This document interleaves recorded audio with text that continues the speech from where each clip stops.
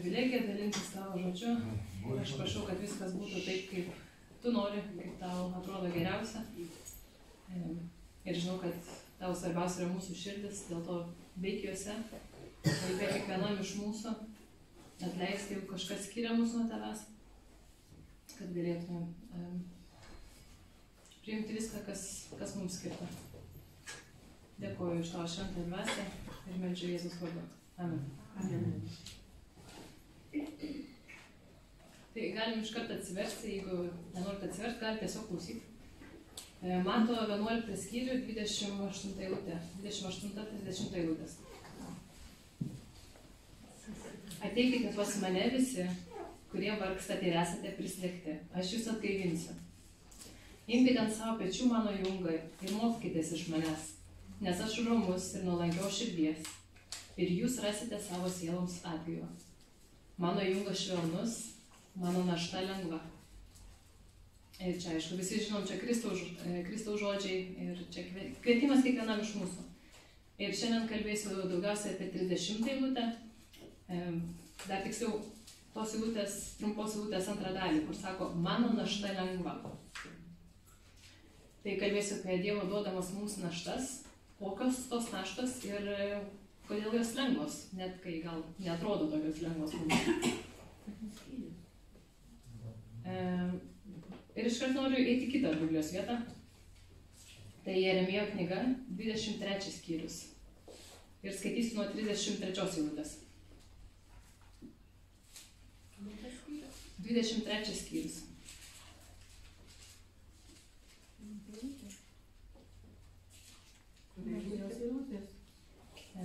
Jeremijo 23 skyrius nuo 33 eilutės. O jei šie žmonės, ar pranašas, ar kunigas, imtų klausinėti tave, kas ta viešpaties našta? Atsakyk jiems, jūs esate ta našta ir aš jūs numesiu. Tai viešpatės žodis. Jei pranašas, ar kunigas, ar kas nors kitas kalbėtų apie viešpaties naštą, tą žmogų ir jo šeimą aš bausiu.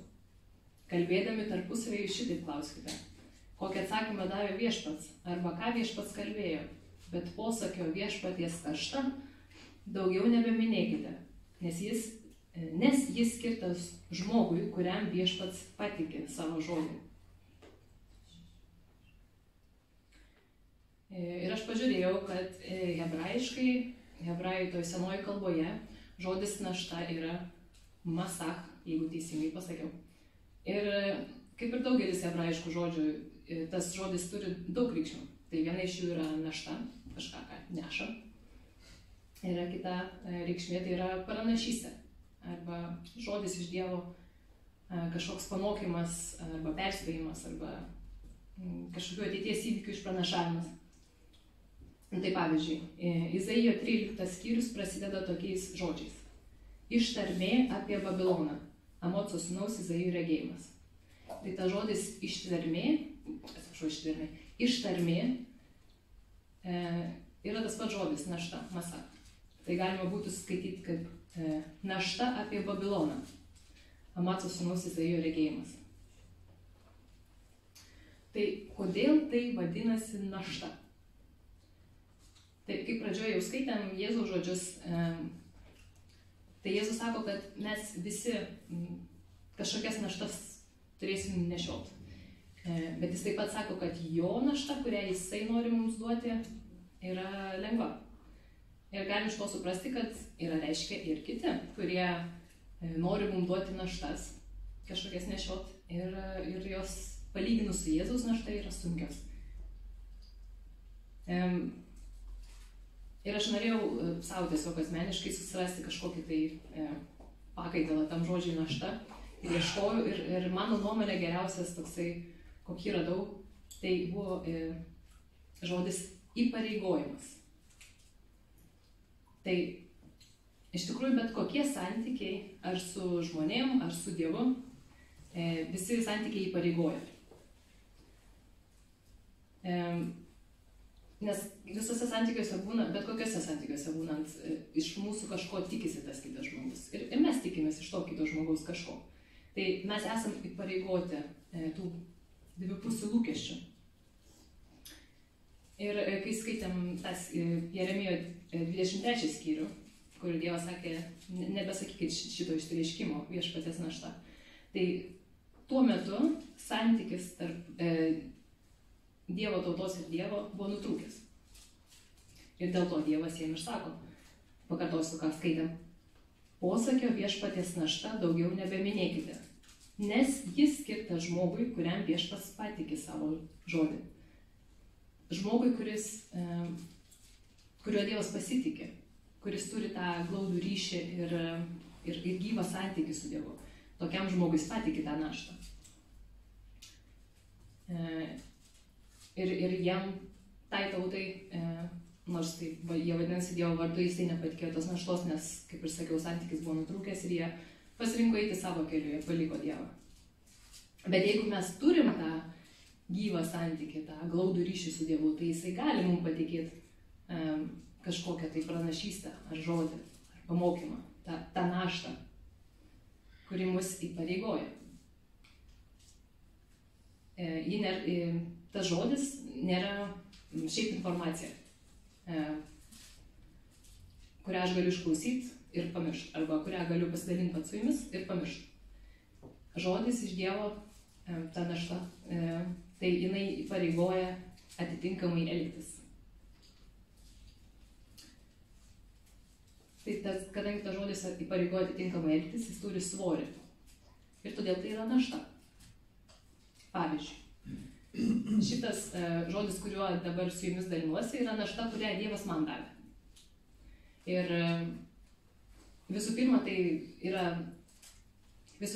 tai įpareigoja mane pasidalinti juos su jumis. Ir tai yra šiokia tokia našta, nes tai nėra toks mėgstamiausias mano dalykas dalintis su žmonėm, šnekėti prie žmonės. Antra, tai įpareigoja mane atitinkamai elgtis, nes Dievas neaugina veidmainių. Jisai nekviečia tokių žmonių, kurie vieną sako, kitą daro.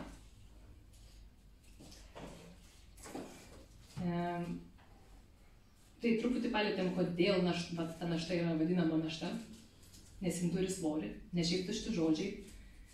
Bet kodėl Jėzus sakė, kad ta našta yra lengva? Ir iš tikrųjų aš leidau tiesiog laiką, nežinau, prieš kelias savaitės, gal jau mėnesius, nes labai greit laikas bėga, tiesiog leidau laiką su Dievu ir aš jau taip ir paklausiau. Sakau, tėti, kodėl tu sakai, kad tavo našta yra lengva? Nors man tikrai labai dažnai atrodo, kad taip nėra, jinai sunki. Ir aš nežinau, ar jūs taip jautėtės kada nors, bet tikrai nekartą jaučiausi taip, kad ką Dievas man davė nešti, tą, sakykime, kryžių, perkeltinę prasme, tai jisai yra sunkus. Tikiu, kad ir jūs taip jautėtės, nes visi mes žmonės. Ir kai klausiau to klausimo Dievo, šventoji dvasia mėgsta man šnekėti per palyginimus. Tai Dievas davė man tokį palyginimą, tokį vaizdinį. Žmogaus nešančio didžiulį gryno aukso luitą. Ir aš matau, kad iš jo kūno kalbos, jo judesių, jam sunku. Keliai sulinkę, rankos įtemptos, nugara irgi tokia palinkus. Bet jo veidas visiškai nebylojo, kad jam yra sunku. Jis buvo įsišiepęs nuo ausies iki ausies.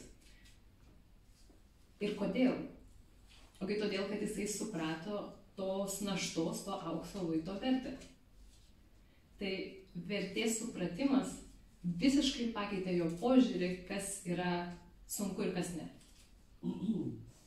Ir jeigu, įsivaizduokite, jeigu nešam mes aukso luitą ir kažkas ateina ir sako, pasisiūlo tiesiog mandagiai panešti už mus, mes sakytume, ne, viskas gerai, man nesunku.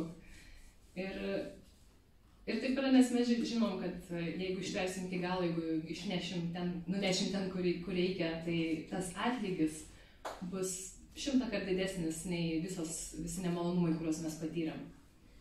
Ir kad tie malonumai yra, ta našta yra verta jų. Ir aišku, mūsų visų laikų pavyzdys, mūsų mylimas Jėzus Kristus, jisai nešė savo naštą. Ir jisai suklupo po tą naštą, po savo kryžių. Ir mes tikrai negalim pasakyti, kad ta našta buvo lengva, bet jisai žinojo, kad jinai yra visiškai to verta. Ir Hebrajų 12 skyrius, 2 eilutė sako,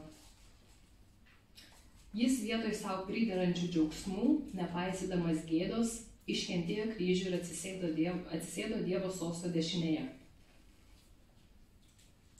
Bet man labiau šį kartą patinka mano angliškas vertimas, kurį skaitau. Bet aš aišku išversiu į lietuvių kalbą jums dabar. Kuris sako, dėl džiaugsmo, kuris dar buvo prieš jį, nepaisydamas gėdos, iškentėjo kryžių ir atsisėdo Dievo sosto dešinėje. Tai dėl to, ką jis dar matė, kas bus ateityje, jeigu jis neš tą naštą, dėl to džiaugsmo ateityje, jisai iškentėjo tą kryžių ir nepaisydamas gėdos.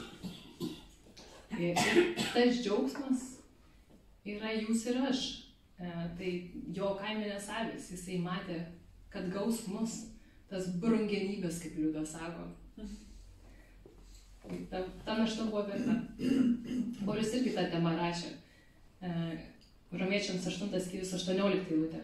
Aš esu tikras, jog šio laiko kentėjimai negali lygintis su būsimąja garbe, kuri mumise bus apreikšta.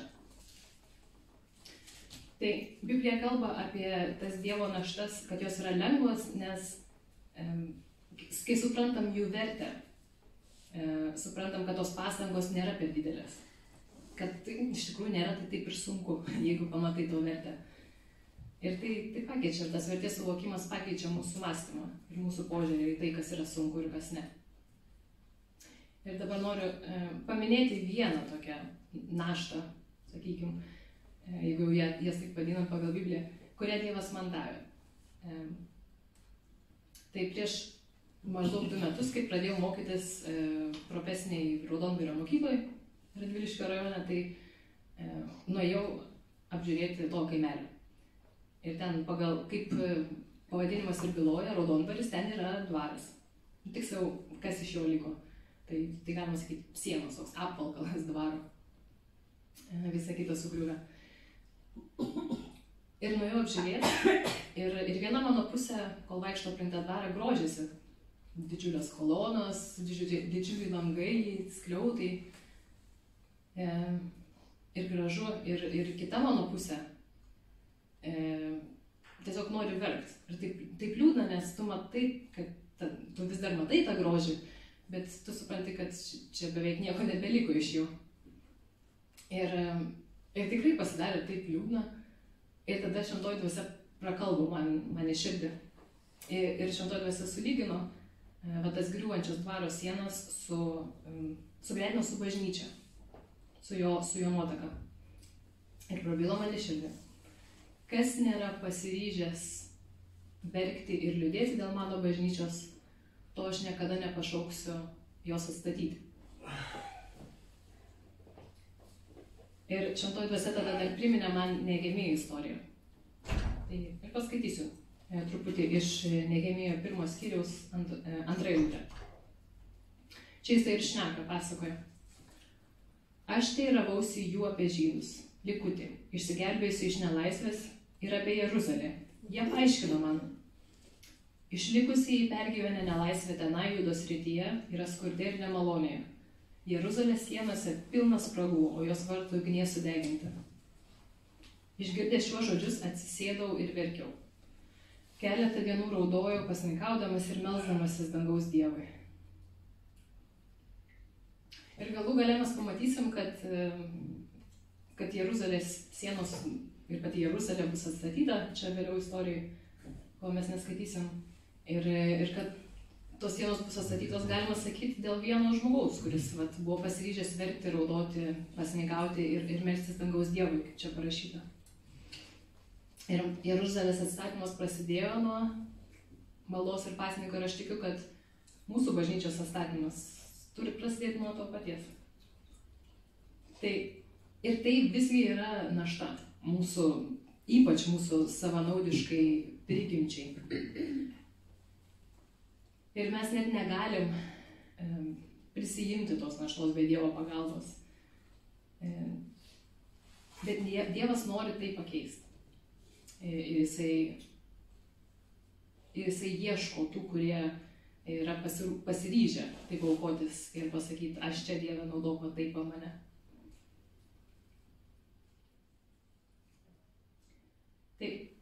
irgi kažkada neseniai, nežinau kada tiksliai, bet viena eilutė man prašneko taip kitaip, nei, žinot, kai skaitot Bibliją, tai kartais laiką tą patį galvoji, kai skaitai ir kažkada taip visiškai iš niekur pamatai kažkokią kitokią pusę. Tai viena eilutė man taip prašneko, nors buvau daug ją kartų skaičius. Ir čia yra iš pirmo laiško Timotiejui 2 skyrius 1-2 eilutės, paskaitysiu. Taigi pirmiausia raginu maldauti, melstis, užtarti ir dėkoti už visus žmones, už karalius ir visus vyresnybėje esančius. Įdant galėtumėte tyliai ir ramiai gyventi. Ir čia šventoji dvasia mane iš tikrųjų sustabdė ir uždavė man tokį klausimą. Ar esi visiškai ramiai gyveni dėl visų vyresnybėje ir dėl visų bažnyčios vyresnybėje esančių žmonių? Ir jei ne, tai kodėl nesimeldi? Ar mes visiškai taip ramiai jaučiamės dėl visų bažnyčios vadovų? Ir ar visada būna taip, kad viskas taip, kaip mes žinom, kad turėtų gal būti, arba taip, kaip mes norim? Ir jei ne, tai kiek dėl to meldžiamės? Ir čia neatsakykit man, čia jau asmeniškai atsakykit Dievui. Bet norim ar nenorim, nuo tų žmonių labai daug priklauso. Ir aš tikiu, kad Dievas nori išugdyti bažnyčiai tokią kultūrą, kur yra visiškai natūralu. Pastoviai melstis už visus bažnyčios vadovus. Ar jie tenkina mus, ar netenkina, ar mes juos labai mėgstam, ar mažiau mėgstam. Nes priešas nemiega. Ir plius Kristus yra sakęs, kad darytume taip kitiems, kaip norėtume, kad mums darytų. Ir jeigu Dievas galbūt kažkada pašauks kažkuriuos iš mūsų būti tose vadovaujančiose pozicijose, ir mes tikrai norėsim, kad už mus melstųsi, ir ypač, kai darysim klaidas, nes visi daro jas. Ir gal kažkam kyla pasipriešinimas viduje,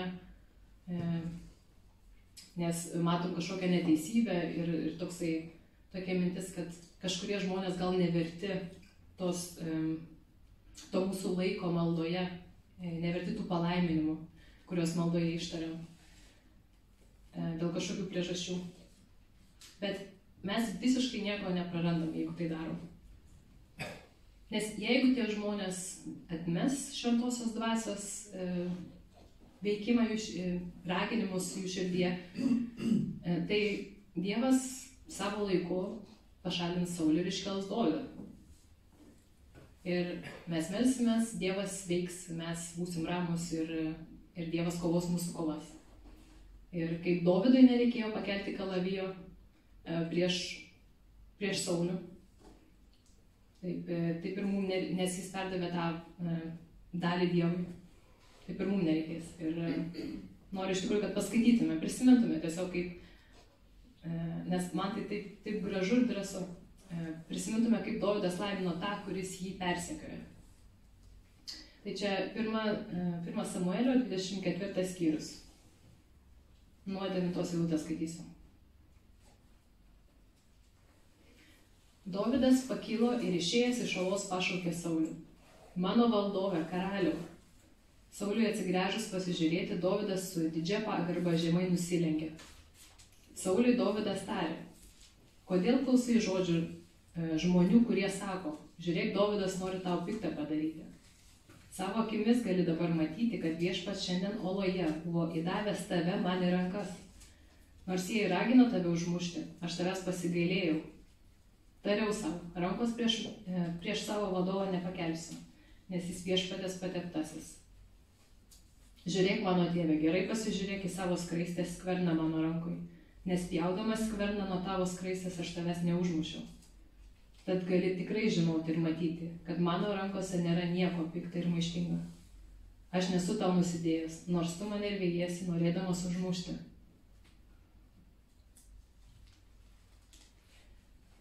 Kad ir koks buvo Sauliaus elgesys su Dovydu, Dovydas nepasidavė tai pagundai tapti apatišku, kas yra lengviau. Tai nereikalauja aukos. Ir Dovydui vis tiek rūpėjo Sauliaus gyvybė. Ir Dovydui rūpėjo būti teisiu prieš Dievą. Ir Dievas niekada nepašauks apatiškų žmonių jo atstatymo darbams. Jau geriau jisai pašauks karštakošį, jo tautą žudantį Paulių, nei apatišką žmogų. Ir Nehemijas verkė kelias dienas, raudojo, kaip parašyta, dėl Jeruzalės. Bet jisai liūdėjo 9 mėnesius. Ir Dievas, kai skaičiau šį kartą Nehemijos istoriją, Dievas atkreipė mano dėmesį tai. 9 mėnesiai, labai įdomu, tai tarsi pilnas neštumo ciklas, išnešiojo savo naštą Nehemijas, nes matė jos vertę. Ir tik tada Dievas pašaukė jį imtis kažkokių konkrečių veiksmų dėl Jeruzalės atstatymo. Paulius savo naštos nešimą lygino su neštumu ir gimdymu. Galatams 4 skyrius 19 eilutė. Mano vaikeliai, kuriuos aš ir vėl su skausmu gimdau, kol jumyse išryškės Kristaus atvaizdas. Tai Dievas nepašauks atstatyti jo bažnyčios tų, kurie nėra pasiruošę verkti dėl jos esamos būklės. Ir Dievas ieško tų, kurie yra pasiryžę. Net jeigu reiktų melstis ir laiminti tuos, kurie mus kažkaip nuskriaudė ir skaudino. Ir aš labai tikiuosi ir viliuosi, kad jūs pasiryžę. Su Dievo malonės pagalba, aišku. Tai pasimelsim.